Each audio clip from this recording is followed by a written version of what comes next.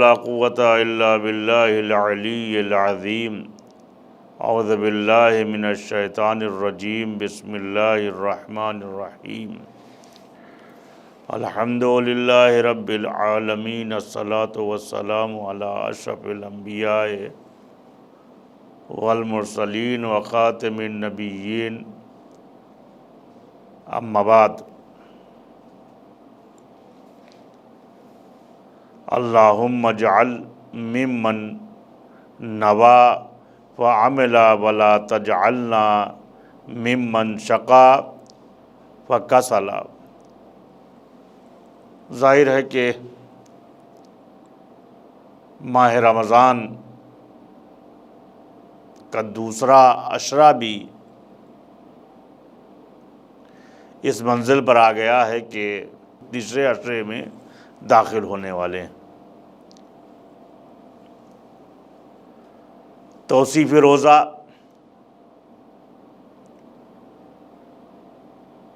تو بیان کرنا ہمارے خیال سے ناکافی ہے، اس لیے کہ اللہ کے جتنے قوانین ہیں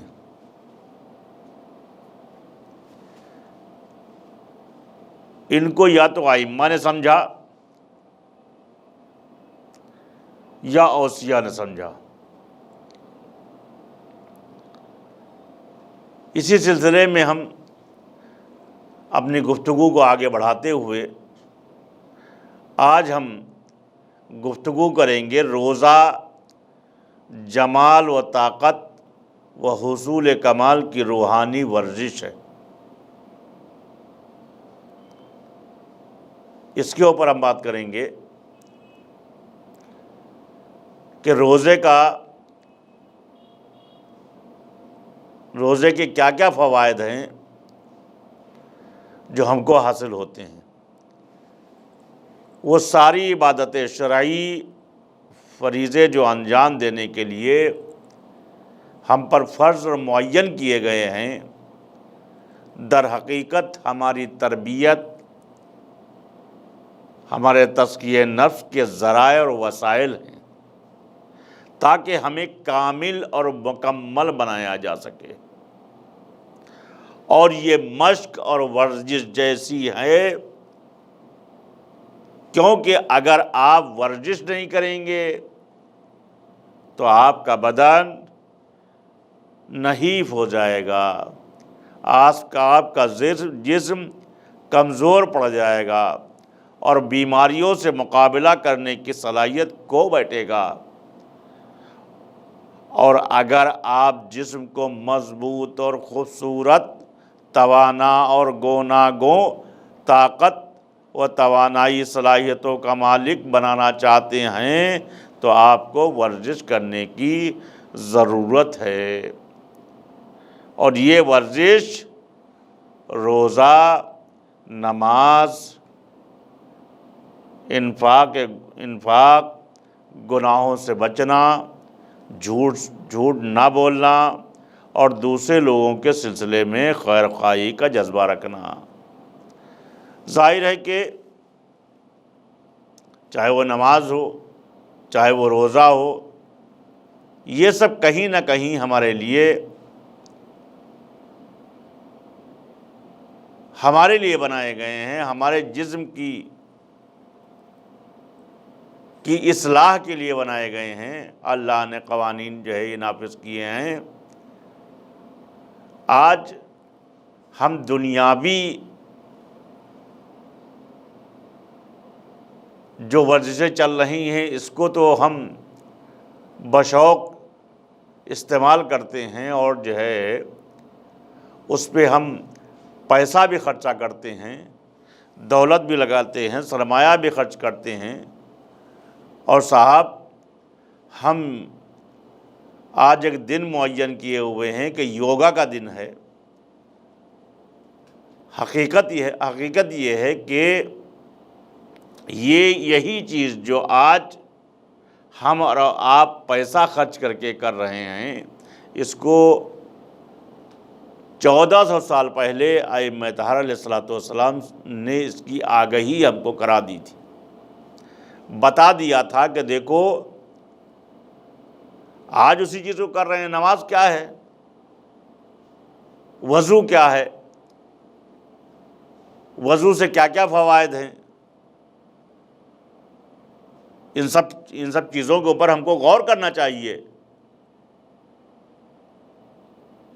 جو یہ وضو اور جو ہے 5 وقت جو ہے جو وضو ہوتا ہے، ناک پہ پانی ڈالا جاتا ہے، کلی کی جاتی ہے، اس کے فوائد کیا ہیں؟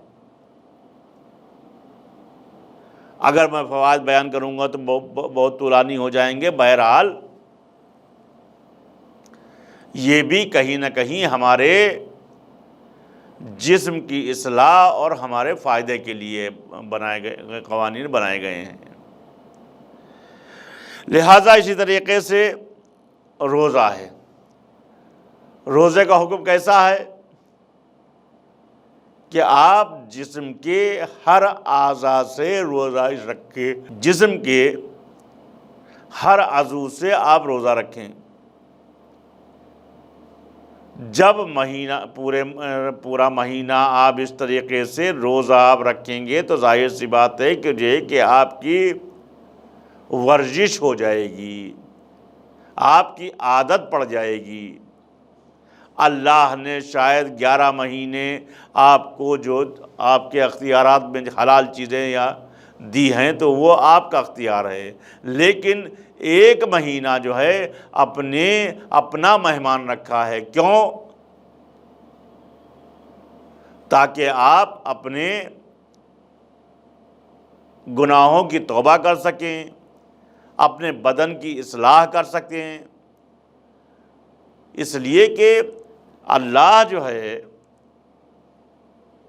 وہ جس طریقے سے ہم اپنے بچوں سے پیار کرتے ہیں، محبت کرتے ہیں، ان کو چاہتے ہیں، کہیں زیادہ اس سے بڑھ کر خداوند عالم ہم کو اور آپ کو چاہتا ہے۔ یہ بات دیگر ہے کہ ہم جہنم کا راستہ اختیار کریں یا جنت کا راستہ اختیار کریں۔ یہ کس وجہ سے ہے؟ یہ اس وجہ سے ہے کہ اگر خداوند عالم اگر کچھ دنوں کے لیے ہمارے ہاتھ میں پاور آف اتھارٹی نہ دیتا کہ جو ہے کہ آپ کا اختیار ہے، آپ کے پیروں پر آپ کا اختیار ہے، آپ کے ہاتھوں پر آپ کا اختیار ہے، آپ کے جسم پر آپ کا اختیار ہے، جو چاہے وہ کریں، لیکن اس کے لیے کچھ قوانین ہیں، جن قوانین کے مطابق اگر آپ چلیں گے تو ہماری بارگاہ میں آنے کے بعد آپ کے لیے جو ابدی زندگی ہوگی یہ بھی جو ہے وہ خوشحال زندگی ہوگی۔ تو ان قوانین کے اوپر ہم کو عمل کرنا چاہیے۔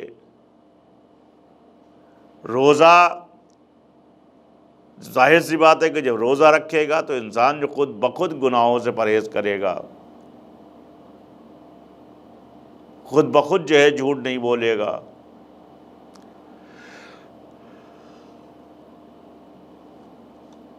خود بخود غیبت نہیں کرے گا۔ تو ہم کو یہ چاہیے کہ جو ہے کہ ہم ماہ رمضان کے بعد یہ نہ کریں کہ جو ہے کہ معلوم ہے عید ختم ہو گئی تو معلوم ہے کہ سارے عبادتیں ختم۔ اب ہم کو چاہیے کہ ہم ماہ رمضان کے بعد جو عید کا پہلا دن ہم شروع کریں تو ہماری نئی زندگی ہونا چاہیے۔ ہمارے گناہ جو قبل میں ہو رہے تھے اس میں ہم جو ہے تخفیف کریں، وہ ہم نہ بجا لائیں، تب ہم ماہ رمضان کی عبادتوں میں اور ماہ رمضان کے روزوں میں کامیاب اور کامران ہو سکیں گے۔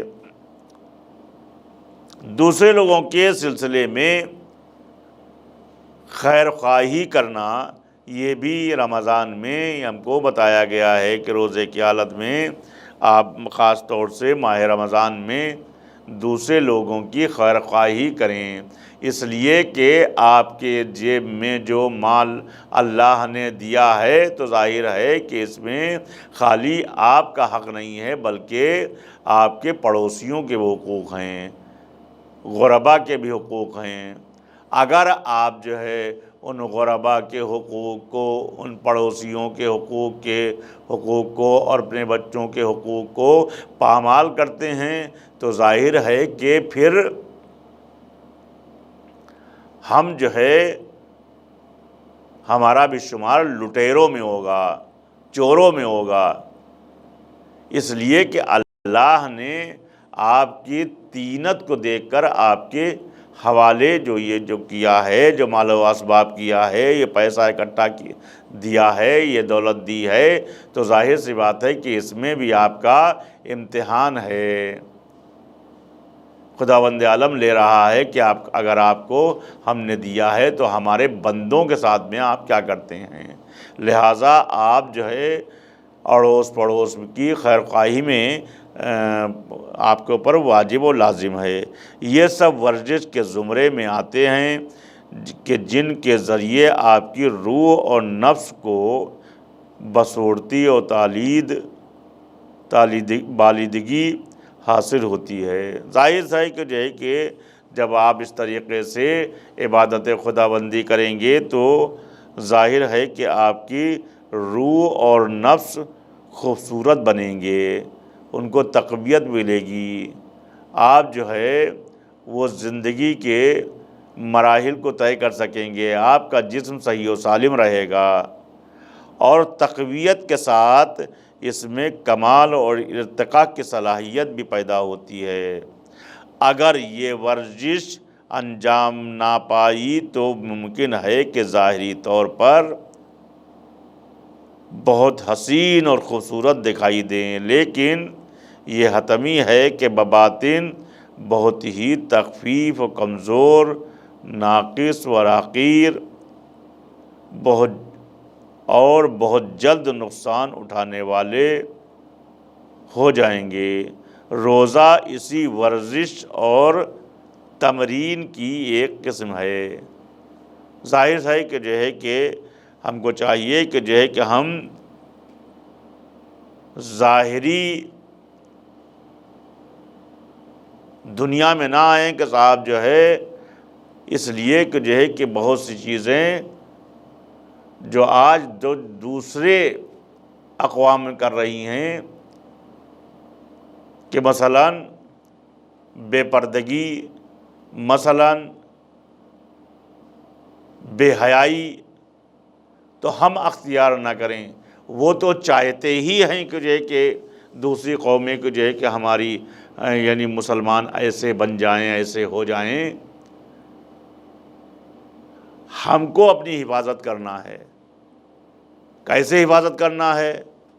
حجاب کے ذریعے سے کرنا ہے، عبادت خداوندی کے ذریعے سے کرنا ہے، جھوٹ نہ بول کے کرنا ہے، روزہ رہ کے ظاہر ہے کہ جب آپ روزہ رکھیں گے تو جھوٹ سے پرہیز کریں گے، آپ کو کہیں نہ کہیں آپ کو روزہ آپ کا متنبع کر دے گا۔ ظاہر ہے کہ جب آپ بھوک و پیاس برداشت کر رہے ہیں تو آپ یہ بھی سوچیں گے کہ ہمارے ہاتھوں سے کوئی ایسا گناہ نہ ہونے پائے جو خداوند عالم کے غضب کا سبب بنے، لہٰذا دنیا پر نہ جائیں بلکہ اپنی عبادتوں کو دیکھیں، اپنی دنیا دیکھیں اور آخرت اس دنیا میں سنوارنے کی کوشش کریں۔ روزہ صرف یہ نہیں ہے کہ آدمی کچھ نہ کھائے، کچھ نہ پیے، یہ نہ کھانا اور نہ پینا نیت کی بنیاد پر ہونا چاہیے، ورنہ کبھی ایسا موقع آیا کہ آپ کسی مشکل یا پریشانی میں پڑ جاتے ہیں یا عدیم الفرصتی کی بنا پر 12-15 گھنٹے کا کھانا وغیرہ نہ کھا سکیں تو اس کا کوئی حاصل نہیں ہے اور نہ ہی کسی ثواب کا موجب ہوگا۔ ہر چیز نیت پر مبنی ہے، انما الاعمال بالنیات۔ آپ جو ہے اگر جو ہے آپ کے اوپر غسل واجب ہو اور غسل آپ دریا میں چلے جائیں اور پورے دریا میں دن بھر آپ گھومتے رہیں، چکر لگاتے رہیں، اور اگر آپ غسل کی نیت نہ کریں تو ظاہر ہے کہ جو ہے کہ آپ کا غسل نہیں ہو سکتا۔ لہٰذا روزے کا بھی اور نماز کا بھی سب دار و مدار نیت پر ہے، ہماری نیت سالم ہونا چاہیے۔ یہ نہیں کہ خالی جو ہے ہم نماز پڑھ رہے ہیں اور معلوم ہوا کہ کہیں پر ہمارا اور دھیان ہونا چاہیے۔ اگر یہ امساک اور کھانے پینے سے پرہیز آپ کے نیت کے تحت انجام دیا، اجعلنا ممن نوا وعملا، نیت کرنے کے بعد عمل انجام دے، تو یہ درخشندہ گوہر اور موتی میں تبدیل ہو جائیں گے۔ یہی آپ کی عبادتیں روز قیامت آپ کے لیے فائدے مند ہوں گی اور سود مند ہو جائیں گی، قدر و منزلت عطا کریں گی، آپ کے وقار میں اضافہ کریں گی۔ جب روز محشر ہوگا تو ظاہر ہے کہ تمام دنیا کے سامنے جب آپ کھڑے ہوں گے تو یہی عبادتیں ہماری کام آئیں گی، ورنہ اگر ہم نے گناہ کیے ہیں، دنیا جو ہے اس طرح گزاری ہے کہ جب ہم دنیا سے اٹھے ہیں تو ظاہر سی بات ہے کہ جو بھی سن رہا ہے وہ ہمیں توہینی جملوں سے استعمال کر رہا ہے، نام لے رہا ہے، تو ظاہر ہے کہ ہماری نہ دنیا کامیاب ہے اور نہ ہماری آخرت کامیاب ہے۔ لہٰذا ہم کو امام کے قول کے مطابق چلنا چاہیے کہ دنیا میں رہیں تو ظاہر سی بات ہے کہ آپ سے لوگ ملنے کے مشتاق ہوں، اور جب اس دنیا سے گزر جائیں تو آپ کو یاد کر کے دنیا کے لوگ روئیں کہ کیا بہترین آدمی تھا۔ تو ہم کو چاہیے کہ ہم اپنے اخلاق، عادات کے ذریعے، اعمال کے ذریعے دنیا میں بھی ہم بہترین اشخاص کی قطار میں آئیں، اور آخرت میں جانے کے بعد ہم ہمارے مولا اور ہمارے آقا اور ہمارے ائمہ یہ کہیں کہ یہ ہمارا چاہنے والا ہے، آپ کی روح کی دقی اور باقیمت بنا دے گا۔ تو ظاہر سی بات ہے کہ ہمارے لیے جو ہماری روح کی پاکیزگی کے لیے روزہ و نماز یہ سب رکھے گئے ہیں، اگر ہم اس کو بخوبی بجا لاتے ہیں تو ظاہر ہے کہ ہماری آخرت میں نجات ہی ہے۔ روزے کی شرط نیت ہے، روزہ جو ہے وہ نیت کے ساتھ، آپ کو کوئی ضروری نہیں ہے کہ روزے کی حالت میں آپ یہ کہیں کہ میں روزہ رہتا ہوں ماہ رمضان کا سنت قربتاً اللہ۔ نیت کا معاملہ یہ ہے کہ چاہے آپ نماز میں ہوں، چاہے آپ روزے میں ہوں، آپ کے دل میں وہ نیت ہونا چاہیے۔ یہ کنسپٹ غلط ہے کہ صاحب اپنی زبان سے کہیے، زبان سے کہنے کی ضرورت نہیں ہے، بلکہ آپ کو نیت وہ آپ کے دل میں ہونا چاہیے۔ یعنی اس پر عمل کو، اس اقدام کو، اس مفترات سے پرہیز اور ریاضت کو خدا کے واسطے انجام دینا چاہیے۔ جو کچھ بھی ہمارا عمل ہونا چاہیے وہ اللہ کے لیے ہونا چاہیے، اس کی خوشنودی کے لیے ہونا چاہیے۔ اس لیے کہ اگر ہمارے ذرہ برابر بھی وہ ہمارے دل میں آ گیا کہ ہم نماز پڑھنے جا رہے ہیں تو ہم لوگوں کو دکھا کے جا رہے ہیں، لوگوں کو بتا کے جا رہے ہیں، اگر ذرہ برابر بھی ہماری یہ نیت ہوئی کہ لوگ دیکھ کر ہم کو متقی اور پرہیزگار سمجھیں، تو ظاہر سی بات ہے کہ وہ نماز نہیں ہے، وہ اللہ کے لیے نہیں ہے، یہ تو دنیا والوں کے لیے آپ نے نماز پڑھی نا، دنیا دیکھے اور ہم کو متقی اور پرہیزگار کہے۔ متقی اور پرہیزگار کوئی ایسی مہر نہیں ہے کہ جو معلوم ہوا کہ جو دنیا دیکھے۔ تقوی اور پرہیزگاری آپ کے عمل کے ذریعے سے، آپ کے کردار کے ذریعے سے، آپ کے روح کے ذریعے سے تقوی اور پرہیزگاری جو ہے وہ نمایاں ہوتی ہے۔ لہٰذا ہم کو جو کچھ بھی کرنا چاہیے، جب ہم جو کچھ بھی کر رہے ہیں اللہ کے لیے کریں گے تو ظاہر سی بات ہے کہ ہم متقی بھی ہوں گے، ہم متقیوں کی فہرست میں ہمارا شمار ہوگا، اور ہم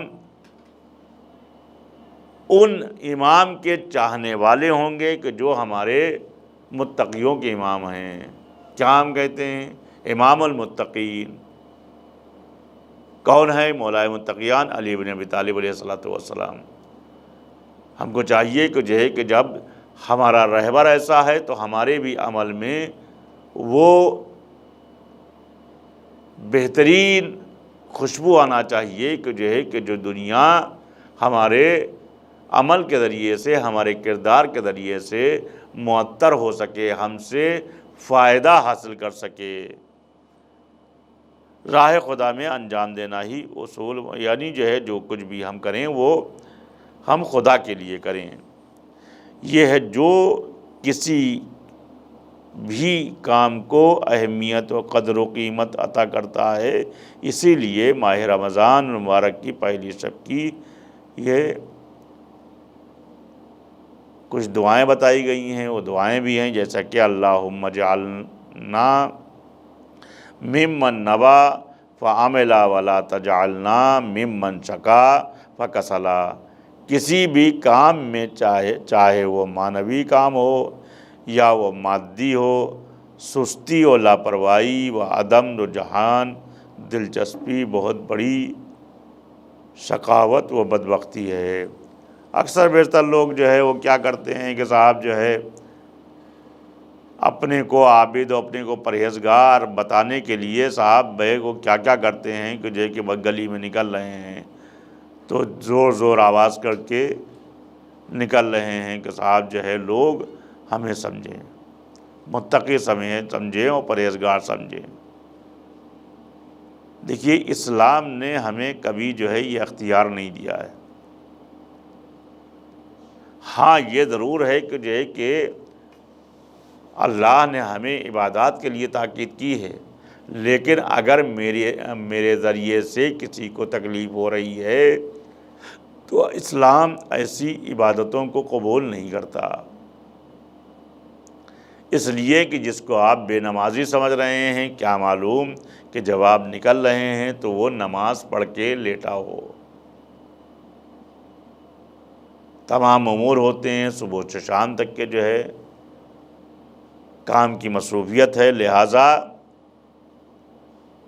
ہم کو چاہیے کہ جو ہے کہ ہم اپنی عبادتوں پر غرور نہ کریں، بلکہ خندہ پیشانی کے ساتھ اپنی عبادتیں ہم بارگاہ الہی میں پیش کریں تاکہ خداوند عالم ہم سے راضی ہو سکے اور ائمہ اطہار ہم سے خوش ہو سکیں۔ وآخر دعوانا الحمد للہ رب العالمین۔